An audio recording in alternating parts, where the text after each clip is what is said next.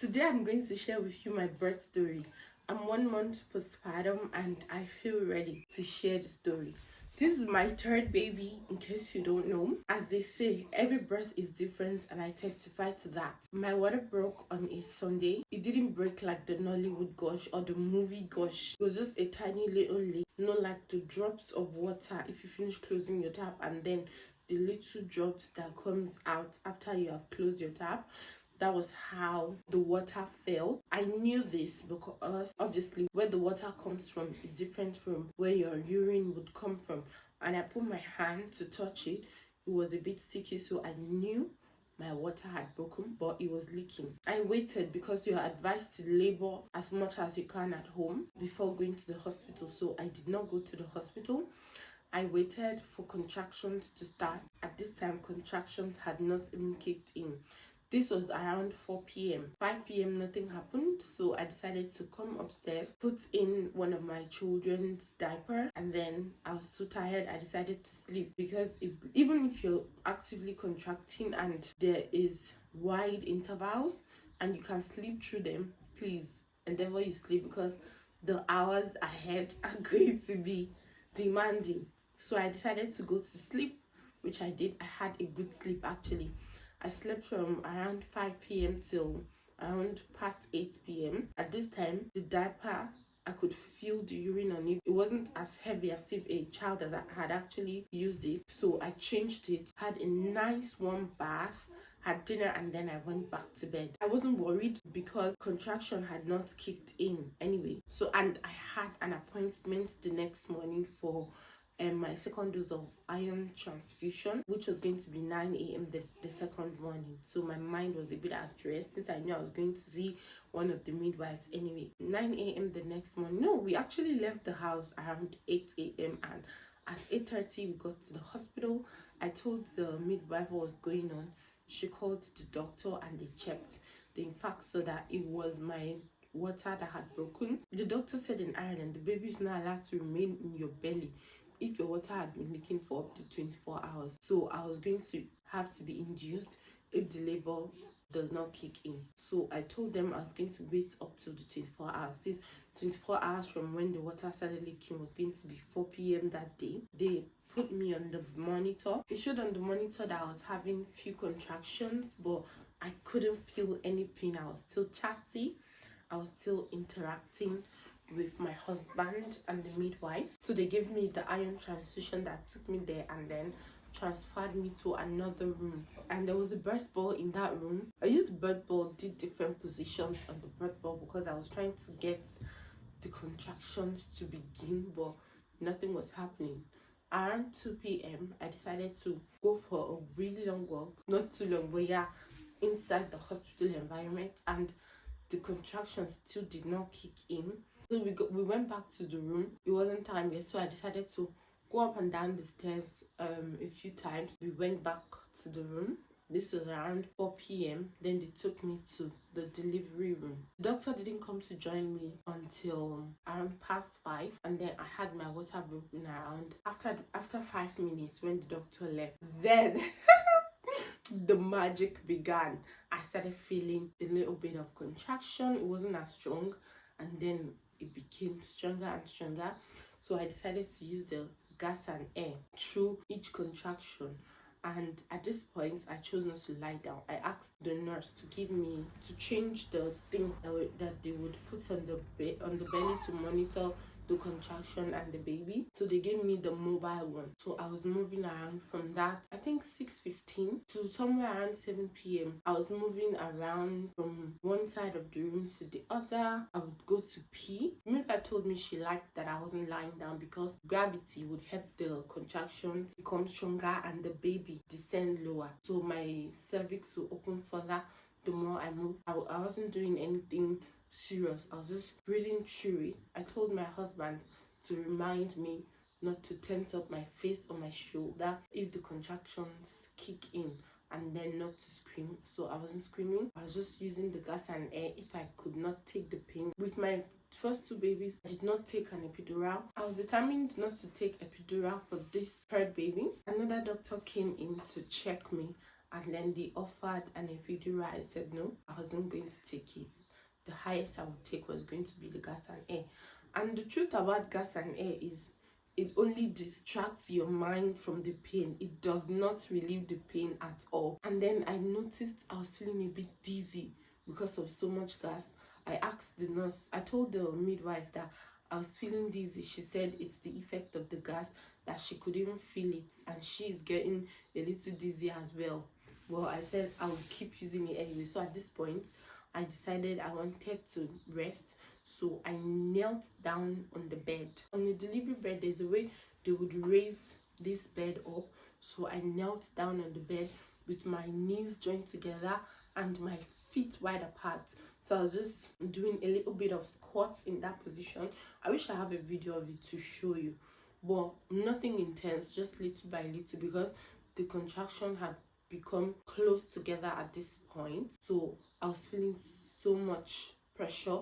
I asked them to check how dilated I was at this point. I was only 5 centimeters dilated. So this was around a few minutes past 7 p.m. So I asked the nurse, what can we do to make these contractions stronger? Because I wasn't willing to take it anymore. Then she said, this is my last chance to have an epidural. I told her no.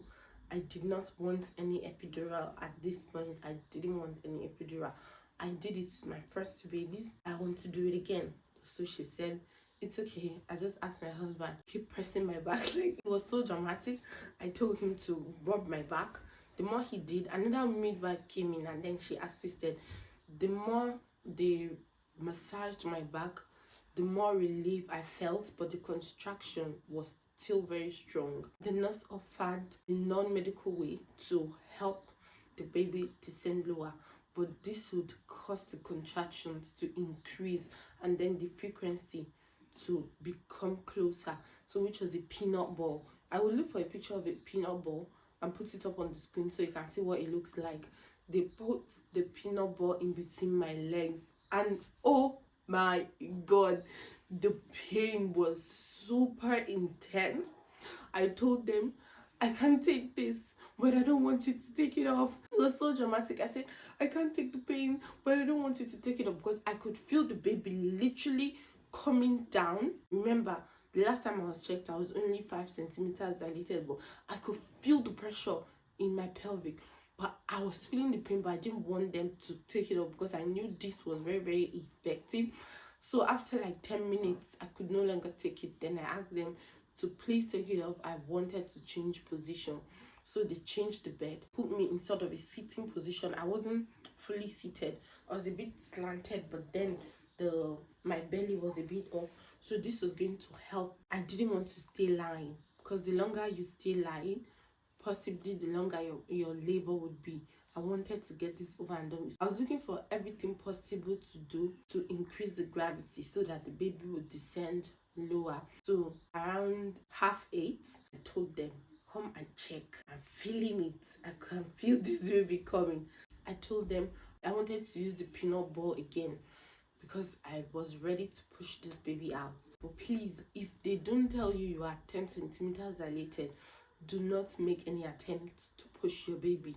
This will cause a cervical tear and possible death. I knew it was wrong, so I told them I wanted the peanut ball again. They put the peanut ball and I was using the gas and air. I was just telling my husband. At this point, I couldn't hold the gas and air anymore. I told my husband, put the thing on my nose. I can't take it anymore. So he was just putting it. The contractions became stronger. I asked him to check the monitor to see the number. So it's supposed to be up to 100. At this point, he said it was getting to 95. So I knew the time was almost here. I had to lie down on my left, and then they put the peanut ball again. By 8:30 or a few minutes to 9 p.m., I was ready. I could feel extreme pressure in between my legs. I told them, I want you to check how dilated I am. I couldn't lay on my back at this point. I couldn't flip back because I was lying on my left. I asked them, please help me flip myself to my back, which they did, and then lifted the head of the bed a bit. At this point, they didn't even check. They removed the leg of the bed, you know, as per usual, how they would usually do to get the bed ready for delivery. and then they checked. At this point I was 10 centimeters dilated, so everything started at around half 5, and this was few minutes, around half 5 to 6, and this was few minutes to 9 p.m. I was fully dilated, and then I was instructed to push with the contraction. The nurse told me, push down as if you want to pull. So if you're pushing, you don't scream. I already knew that from my first baby. Screaming would only dry you up and tire you out. So I was supposed to only push as if I wanted to use the number 2, go to the toilet. So I did the first one, said it was good, and then they asked me to stop. I don't know how they know this, but then maybe on the monitor, with the contraction you push, and then when the contraction drops, you stop. So I stopped, and then the second push, I couldn't take it. My voice just opened, I screamed, so I missed that second one. It was useless. The lesson is, do not push with your mouth, you push with your strength, push down as if you want to poop. So the third one, the baby came out. Oh my god, no, all my pain disappeared, everything disappeared. So this whole journey was like 3 hours or less than 3 hours.